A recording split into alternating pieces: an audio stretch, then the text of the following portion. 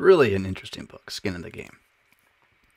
He makes lots of comments in this book. Economics philosophy textbook. It's marvelously challenging to, in a good way to read. It will make you rethink a lot of assumptions.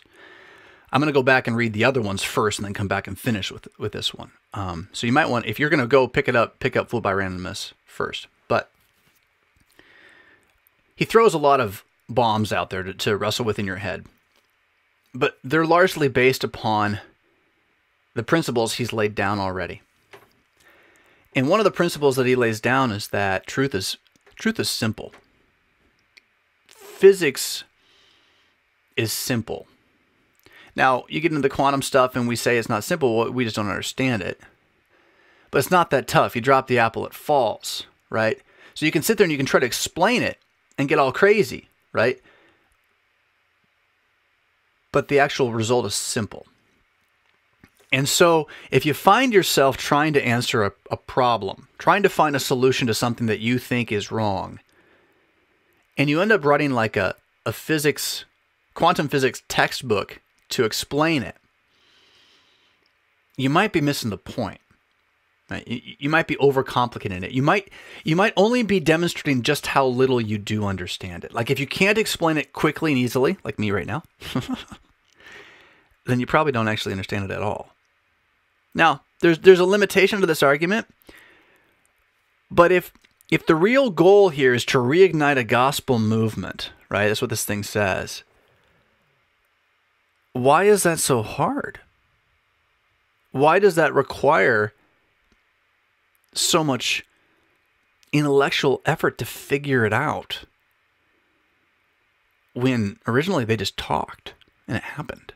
And that's kind of the promise. You just talk and it'll happen. So what are you trying to find that you don't have? And the assumption is that you have the gospel. I talked about this recently too, right? Like the assumption is that you got nothing to repent of. Well, we're fine. We've got the gospel just fine. But now we got to figure out how to make it work. Well, that's an interesting assumption. It's an interesting assumption, right? Now, I'm with you though. I mean, I just spiked a little there. Turn that down. I totally want the gospel that we have to be louder than it is in this country. Oh my goodness. Totally want it. And I think there's a lot of things that need to be done to make that happen. But I don't think it has to be complex. Like it's not like a philosophical idea, right? It's not something we have to figure out. Like we have it. And then follow this one with me, right? So then your solution is a new church body.